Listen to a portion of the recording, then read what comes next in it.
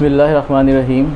आज जो हम टॉपिक डिस्कस करेंगे वो बेसिकली गॉसेस लॉ की थर्ड एप्लीकेशन है। जैसा कि आप लोग इससे पहले जो दो एप्लीकेशन हैं उनके बारे में पढ़ चुके हैं। फर्स्ट एप्लीकेशन जो हमने डिस्कस की थी उसमें हमने फाइंड किया था electric intensity inside the metallic sphere, वो हमने कैलकुलेट किया था तो हमारे पास आंसर आया था इलेक्ट्रिक इंटेंसिटी मेटल के अंदर ज़ीरो होती है। ये रिज़ल्ट था हमारे पास। इसी तरीके से हमने सेकंड एप्लीकेशन जो की थी वो सेकंड एप्लीकेशन ये थी कि आपने इलेक्ट्रिक इंटेंसिटी की वैल्यू को कैलकुलेट करना था near a point near infinite sheet of charge, at a point near an infinite sheet of charge. तो हमने इलेक्ट्रिक इंटेंसिटी की वैल्यू जो है वो उस पॉइंट के ऊपर कैलकुलेट करनी थी। आज हम इसकी जो थर्ड एप्लीकेशन है, जो लास्ट एप्लीकेशन है, उसको हम डिस्कस करेंगे। गॉसेस लॉ की थर्ड एप्लीकेशन, वो थर्ड एप्लीकेशन क्या है वो ज़रा देख लें। थर्ड एप्लीकेशन है हमने इलेक्ट्रिक इंटेंसिटी को कैलकुलेट करना है at a point between two oppositely charged parallel plates. जैसा कि कैपेसिटर की प्लेट्स होती हैं, कैपेसिटर की दोनों प्लेट्स ऑपोजिटली चार्ज्ड होती हैं, तो उनके दरमियान आपने इलेक्ट्रिक इंटेंसिटी की जो वैल्यू है उसको कैलकुलेट करना था। तो हम एक पॉइंट P कंसीडर कर लेते हैं, जिस पॉइंट P पर आपने इलेक्ट्रिक इंटेंसिटी को डिटरमिन करना है। और ये जो पॉइंट है, ये पॉइंट दो ऑपोजिटली चार्ज्ड पैरेलल प्लेट्स के दरमियान मौजूद है। अगेन हमारी कंसीडरेशन क्या है? अगेन हमारी कंसीडरेशन ये है कि हमने इनफाइनाइट एक्सटेंट की जो शीट्स हैं वो कंसीडर की थी और उनमें से एक फ़ाइनाइट पोर्शन जो है वो कंसीडर कर लिया। उसमें से एक फ़ाइनाइट पोर्शन को हमने सेलेक्ट कर लिया ताकि जो कॉर्नर्स हैं, कॉर्नर्स के ऊपर जो फ्रिंजिंग इफ़ेक्ट था उसको हम डील ना करें। क्योंकि अगर मैं कैपेसिटर की प्लेट्स को सिलेक्ट करता तो कैपेसिटर की जो प्लेट्स हैं बेसिकली वो एक फ़ाइनाइट शीट होती है, फ़ाइनाइट साइज़ होता है। तो उसके एंड के ऊपर आप जानते हैं कि उसके एंड के ऊपर जो इलेक्ट्रिक फील्ड लाइंस है वो बेंड होकर पॉजिटिव से नेगेटिव की तरफ पहुंच रही होती हैं। तो वो बेसिकली फ्रिंजिंग इफ़ेक्ट है। तो हम इस वक्त फ्रिंजिंग इफ़ेक्ट को बिल्कुल भी डिस्कस नहीं करें। इस वक्त हम सिर्फ और सिर्फ डिस्कस करेंगे कि दो ऑपोजिटली चार्ज्ड पैरेलल प्लेट्स के दरमियान जो यूनिफॉर्म इलेक्ट्रिक फील्ड एग्जिस्ट करती है। ये भी एक इंपॉर्टेंट पॉइंट है, इसको याद रखिएगा कि जो यूनिफॉर्म फील्ड है, फ्रिंजिंग इफ़ेक्ट को छोड़ के, वो जो यूनिफॉर्म फील्ड है उसकी वैल्यू कितनी है।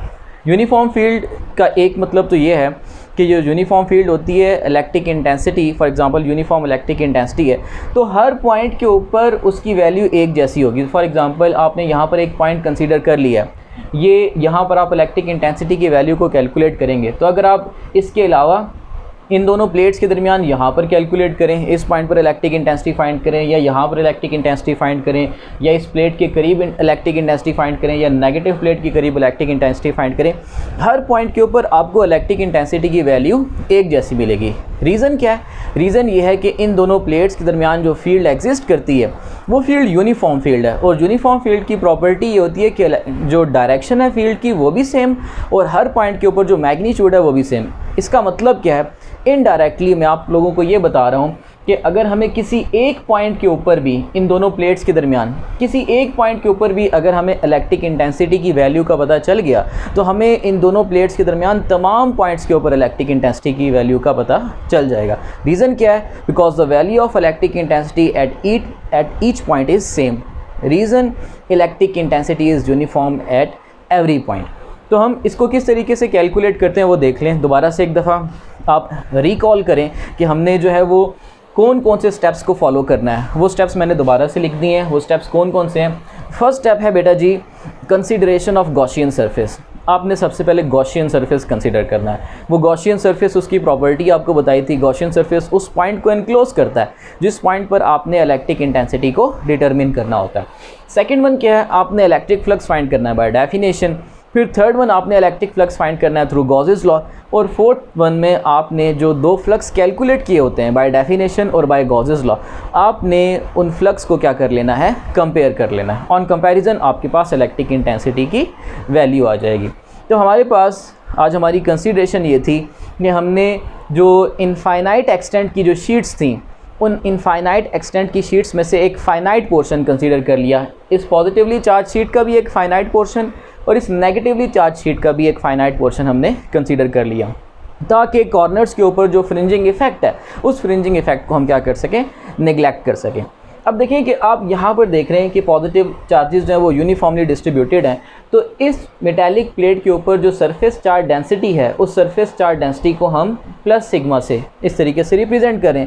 लास्ट लेक्चर के अंदर आपको बताया था कि सरफेस चार्ज डेंसिटी बेसिकली होती क्या है, चार्ज पर यूनिट एरिया को सरफेस चार्ज डेंसिटी का नाम दिया जाता है। इसी तरीके से अगर लाइन की फॉर्म में है, चार्जेस जो हैं वो लाइन की फॉर्म में डिस्ट्रीब्यूटेड हैं, तो हम लीनियर चार्ज डेंसिटी का नाम देते हैं, चार्ज पर यूनिट लेंथ। और इसी तरीके से अगर हमारे पास जो वॉल्यूम चार्ज डेंसिटी है, वॉल्यूम की फॉर्म में चार्जेस जो हैं वो डिस्ट्रीब्यूटेड हैं, तो हम उसको वॉल्यूम चार्ज डेंसिटी का नाम देते हैं, चार्जेस पर यूनिट वॉल्यूम। तो आपने इसको लाइन नहीं कंसीडर करना, आपने इसको क्या कंसीडर करना है बेटा जी, आपने इनको कंसीडर करना है प्लेट्स। जैसा कि एक प्लेट ये है नेगेटिवली चार्ज प्लेट, इस पूरी प्लेट के ऊपर जो है वो नेगेटिव चार्जेस डिस्ट्रीब्यूटेड है। इसी तरीके से आपने इसके ऊपर भी जो पॉजिटिवली चार्ज प्लेट है, पूरी प्लेट के ऊपर पॉजिटिव चार्जेस जो है वो डिस्ट्रीब्यूटेड है, और ये प्लेट्स एक दूसरे के आमने सामने मौजूद हैं। तो आप इसको यहाँ से देख रहे हैं, एक साइड से आप इसका व्यू ले रहे हैं, यहाँ से आप इसको ऑब्जर्व करें, तो फिर आपको वो असल में सरफेस नज़र नहीं आ रहा, आपको लाइन नज़र आ रही है। ठीक है बेटा जी। लेकिन आपने अज्यूम क्या करना है, अज्यूम ये करना है कि ये दोनों प्लेट्स एक दूसरे के सामने मौजूद हैं और इन प्लेट्स के ऊपर जो है वो ऑपोजिट नेचर के चार्जेस हैं। इस वजह से इन दोनों प्लेट्स के दरमियान क्या एग्जिस्ट करती है, यूनिफॉर्म फील्ड एग्जिस्ट करती है। तो आपने उस फील्ड की जो वैल्यू है उसको कैलकुलेट करना है। First consideration of Gaussian surface, हम फर्स्ट स्टेप की तरफ जाते हैं। तो गॉसियन सरफेस बेसिकली हमने इस दफ़ा किस फॉर्म में, किस शेप में कंसीडर किया हुआ है। इस बार जो हम गॉसियन सरफेस कंसीडर करेंगे वो गॉसियन सरफेस है that is in the form of a box, एक बॉक्स की फॉर्म में। Let us consider Gaussian surface in the form of a box.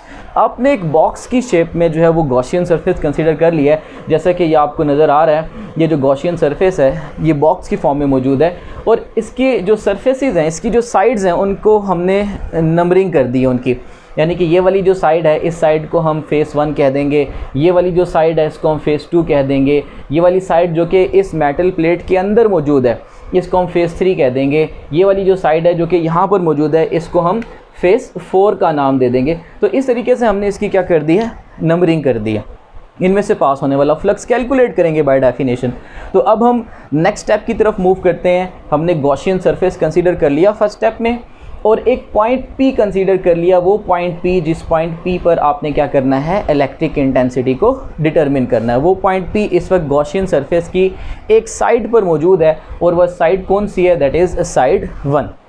अब हम बाय डेफिनेशन इसके ऊपर जो है वो फ्लक्स अप्लाई करते हैं, फ्लक्स की वैल्यू को कैलकुलेट करते हैं। तो हमारे पास flux by definition through face 1। अब आपको इसके तमाम फेसेस में से पास होने वाला जो फ्लक्स है उसको कैलकुलेट करना होगा। तो हम सबसे पहले जो है वो फेस 1 इसको सिलेक्ट कर लेते हैं। अब अगर आप यहाँ पर गौर करें तो electric intensity, electric field lines जो हैं वो किस तरफ मूव कर रही हैं। इलेक्ट्रिक इंटेंसिटी को अगर आप गौर करें तो आप जानते हैं कि इलेक्ट्रिक फील्ड लाइंस पॉजिटिव से ओरिजिनेट होती हैं और नेगेटिव के ऊपर टर्मिनेट होती हैं। तो इलेक्ट्रिक इंटेंसिटी इन दोनों प्लेट्स के दरमियान किस तरफ मौजूद है, डाउनवर्ड डायरेक्शन में। किसी भी पॉइंट के ऊपर अगर आप इलेक्ट्रिक इंटेंसिटी की डायरेक्शन को देखें तो वो पॉजिटिव से नेगेटिव की तरफ होगी। तो हमारे पास electric intensity, electric field lines से आपने इलेक्ट्रिक फील्ड को रिप्रेजेंट किया हुआ है। तो इलेक्ट्रिक फील्ड लाइंस किस तरफ हैं, पॉजिटिव प्लेट से नेगेटिव प्लेट की तरफ। अब अगर आप यहाँ पर थोड़ा सा गौर करें तो आपको पता चलेगा कि हमारे पास ये वाला जो फेस है इसका, ये वाली जो साइड है जिसको हम साइड 1 कह रहे हैं, तो इस साइड का नॉर्मल किस तरफ है।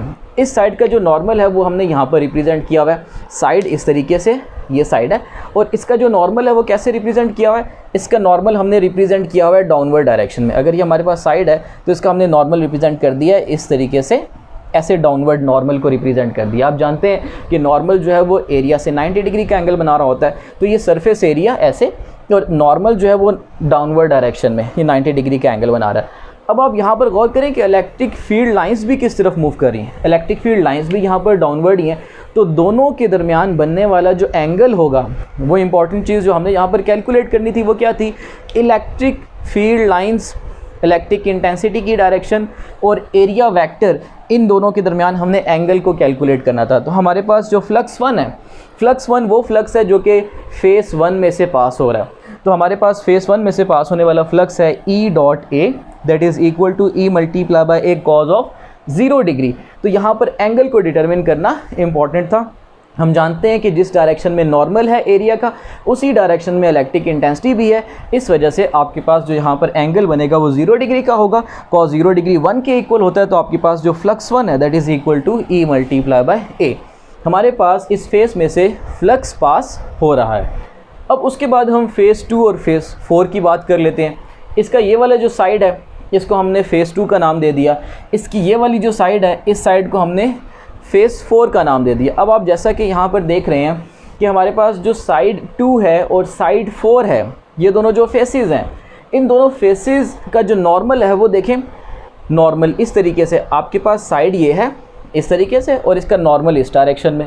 इसी तरीके से अगर ये वाली साइड कंसीडर कर लें तो इसका जो नॉर्मल है वो ऐसे इस डायरेक्शन में होगा। तो नॉर्मल और इलेक्ट्रिक फील्ड लाइंस यहाँ पर हमने रिप्रेजेंट कर दी है।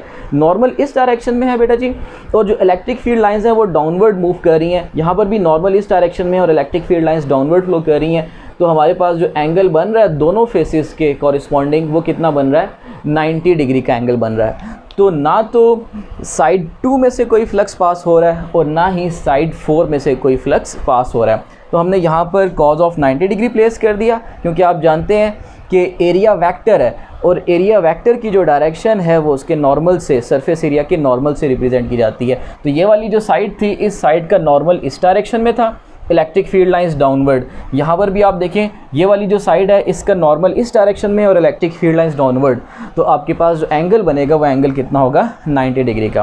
Phi 2 is equals to phi 4 is equals to 0। आपके पास इन दोनों साइड्स में से कोई भी फ्लक्स पास नहीं हो रहा, तो हमारे पास इसका आंसर 0 आ जाता है।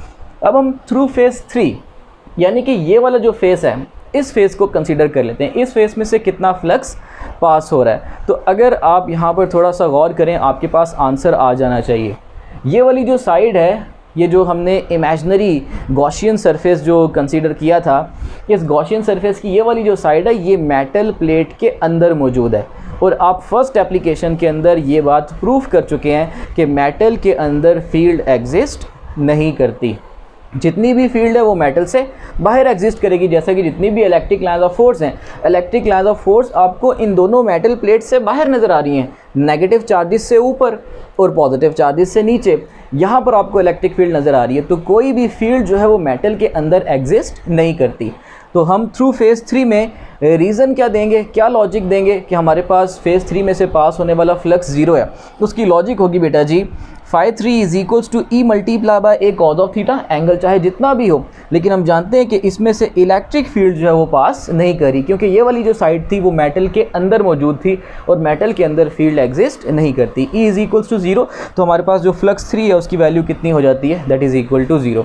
तो अब हमारे पास ये चारों साइड्स जो हैं वो कंप्लीट हो चुकी हैं। टोटल फ्लक्स बाय डेफिनेशन हमारे पास जो आंसर आएगा, flux is equals to E multiply by A. Phi 2 भी 0 है, फाई 3 भी 0 है और फाई 4 भी 0 है। हमारे पास सिर्फ एक फ्लक्स था फाई 1, और फाई 1 का आंसर आया था ई मल्टीप्लाई बाय ए, वो हमने यहाँ पर प्लेस कर दिया। अब आप बाय डेफिनेशन जो है वो फ्लक्स की वैल्यू कंप्लीट कर चुके हैं। अब आपने थर्ड स्टेप में क्या करना था, थर्ड स्टेप के अंदर हमने इलेक्ट्रिक फ्लक्स फाइंड करना है थ्रू गॉसेस लॉ। अब गॉसेस लॉ अप्लाई करेंगे, flux through Gauss's law is equals to phi is equals to 1 over epsilon naught times the total charge enclosed. अब हम जानते हैं कि जो हमने गॉसियन सरफेस कंसीडर किया हुआ है, इस गॉसियन सरफेस के अंदर कुछ चार्ज तो मौजूद है और यहाँ पर जो चार्जेस हैं वो यूनिफॉर्मली डिस्ट्रीब्यूटेड हैं। तो ये जो कुछ चार्ज है ये हमें सरफेस चार्ज डेंसिटी से पता चल जाएगा। हम जानते हैं कि सरफेस चार्ज डेंसिटी किसके इक्वल होती है, चार्ज पर यूनिट एरिया। तो अगर हम यहाँ से चार्ज की वैल्यू को कैलकुलेट कर लें तो वो कितनी आ जाएगी, surface charge density into area. ये वाली जो पॉजिटिवली चार्ज शीट थी इसकी सरफेस चार्ज डेंसिटी को हमने प्लस सिग्मा से रिप्रेजेंट किया हुआ है, और जो नेगेटिवली चार्ज शीट है इसकी जो सरफेस चार्ज डेंसिटी है इसको हम माइनस सिग्मा से रिप्रेजेंट कर देते हैं। तो गॉसियन सरफेस ने जो चार्ज एनक्लोज किया हुआ था वो बेसिकली पॉजिटिव चार्ज है, तो सरफेस चार्ज डेंसिटी भी पॉजिटिव वाली यूज़ की जाएगी, सिग्मा मल्टीप्लाई बाय ए।